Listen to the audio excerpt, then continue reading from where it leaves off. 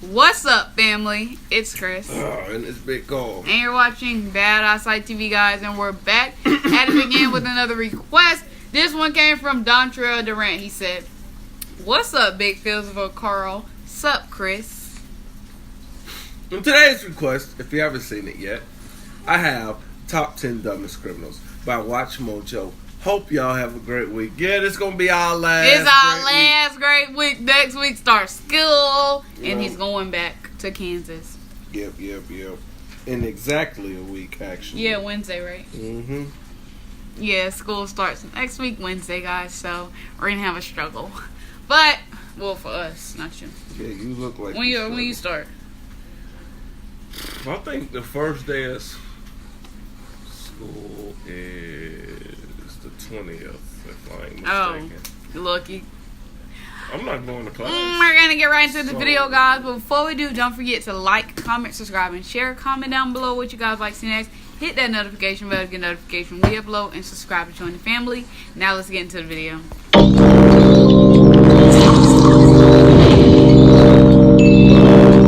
Where's the alarm guy? Boss told me when the guy was done, I should take him out. One less share, right? Funny, he told me something similar. No!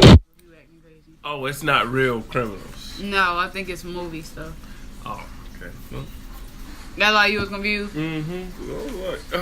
I caught on. Yeah, he looks terrible already. No, but his No, clown, he already is a clown. You don't got that? No, he's not clown good enough. He ain't got the hair. Come on now. You can't be a clown without the hair. Come on now. You need the cheeks. Now you a clown. Since you want to be one. If only these crooks could have stolen somebody else's brain. You morons. You're running around in ski masks trying to blow things up? What did you think was going to happen? Welcome to WatchMojo.com, and today we're counting down our picks for the top 10 dumbest criminals. In Florida, a man has been sentenced to 15 years in... It's real, and the first one, of course, got to be somebody from Florida. They were just showing Fulbury first. Mm-hmm.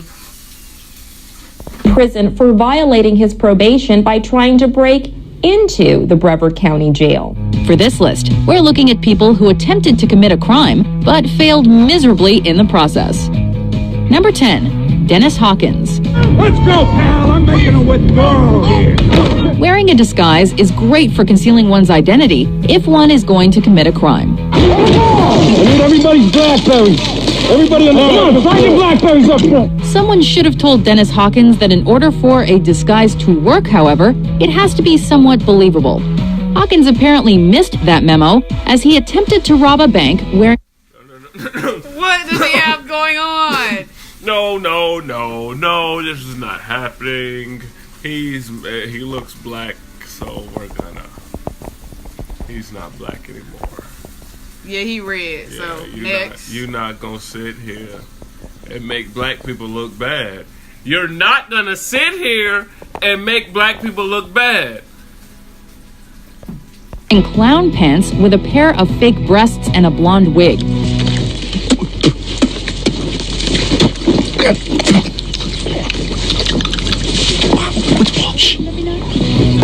Not only did he fail to cover his face, which still had a goatee and mustache, but the disguise also attracted attention, and the police easily apprehended him. You're all stupid. See, they're gonna be looking for army guys. Number 9, Daniel Glenn. I need you to arrest me.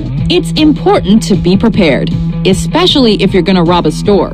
It is possible to be too prepared, though, which is exactly what happened to Daniel Glenn, who inexplicably decided to call ahead to ask the store how much cash was in the register.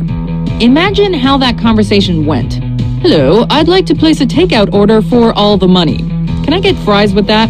Confused and slightly alarmed, the store owner immediately called the police, who arrested Glenn on his way to the store. You're under arrest! You gotta be joking me.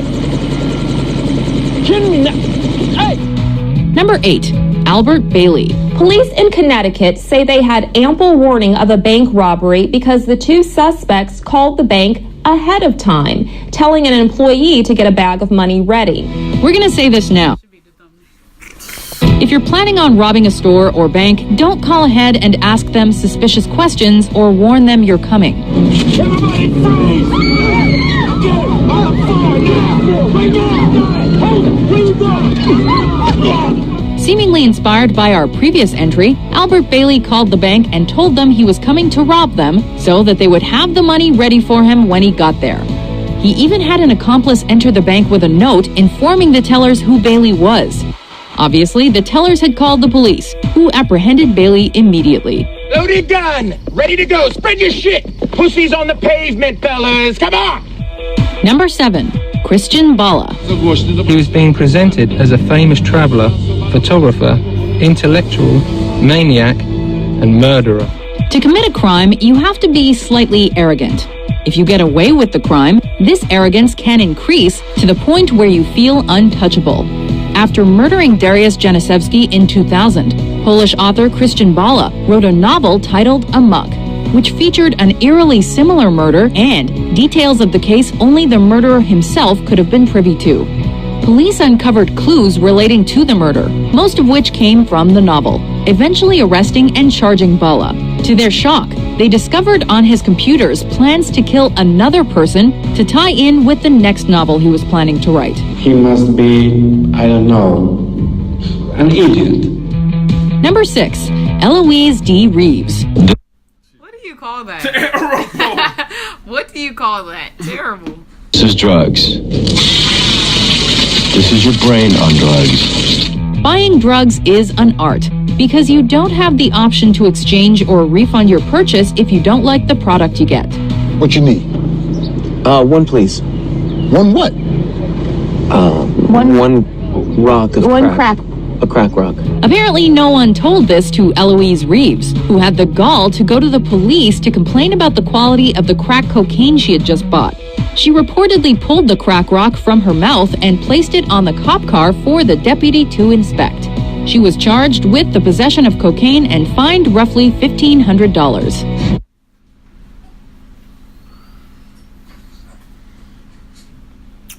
Eloise.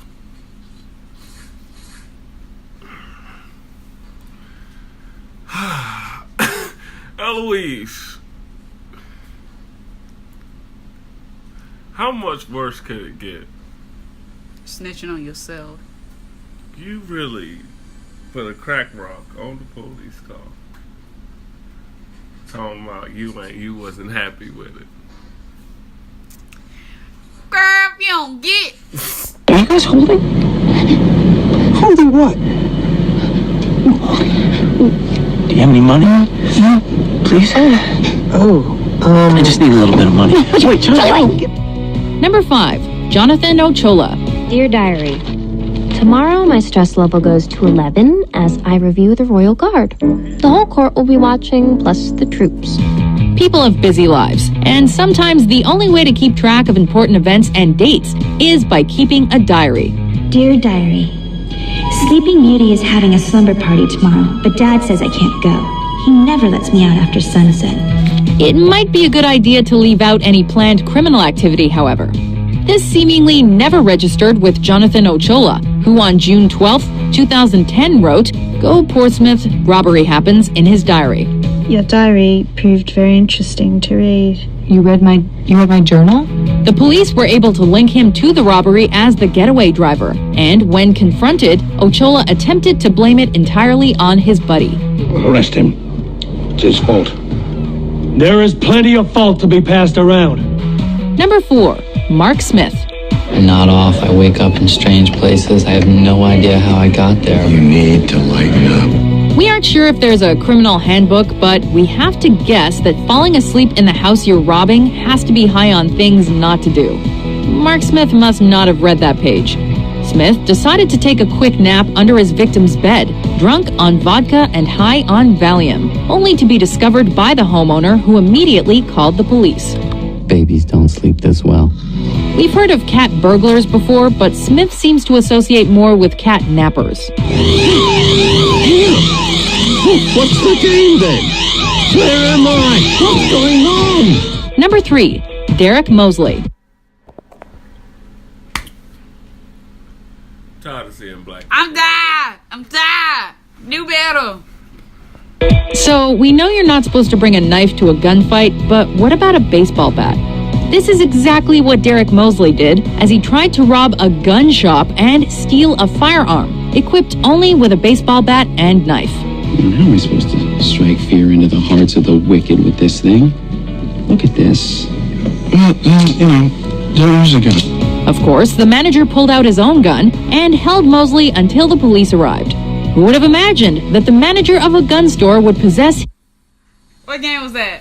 Saints Row? Or Grand Theft when you try to rob the gun shop? It's over with. He lit you up. The man Mafia lit you 2. Up. Mafia 2? Yeah, Mafia, yeah. And Grand Theft Auto. Yeah, light you up. Tag you up with that hunter's rifle. His own gun. Will wonders never cease? Number 2, Ruben Zarate. Open the safe, Pops. Oh, open the goddamn safe! Deciding to rob a muffler shop, Ruben Zarate brought a gun and demanded the money, only to discover that the money was in the safe that could only be opened by the absent store manager.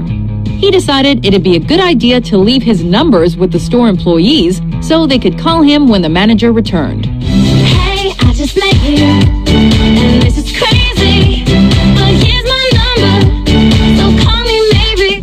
Of course, they called police, who set up a trap for Zarate and arrested him. Heck, we're just surprised Zarate didn't leave his name, address, and social security number too. Before we unveil our number 1 pick, here are a few honorable, or in this case, dishonorable mentions.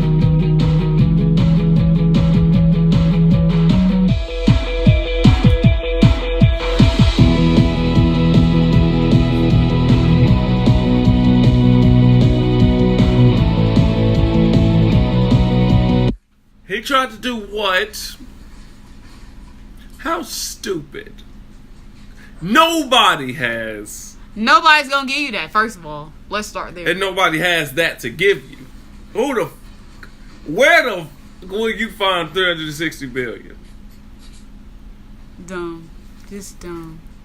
Number 1, unnamed moron. 9659. Committing a crime is a stressful endeavor, and mistakes do happen. If there's one thing all robbers should remember, however, it's that your gun is your most valuable asset. This particular robber seemed to forget that fact, as he attempted to rob the Halifax Bank in London. Hey, what the hell? Put the money in the bag. Demanding the teller fill the bag with money, he accidentally gave his gun to the teller instead of the bag. After a brief moment of confusion, the bank worker retreated, forcing the robber to flee. At least he managed to escape with a bank employee's bicycle, and so we still don't know his name. If you don't come out of there, I'm gonna have to drag you out. You can try, but you'll never catch me. Do you agree with our list? That fool Sheldon. That's my dog. He a mess. Man, this is the end of the video, guys. That's foolish. Give me all the money. I know. Give me all the money. That's what you look like at the end. Yeah, what the Man, this is the end of the video, guys. If you would like to see the original video by yourself, the link will be down in the description below, and so is our social media. Add us, follow us. You guys should already know the deal, but since this is the end of the video, guys, don't forget to like, comment, subscribe, and share. Comment down below what you guys like to see next. Hit that notification bell to get notification we upload, and subscribe to join the family. See you guys in the next video.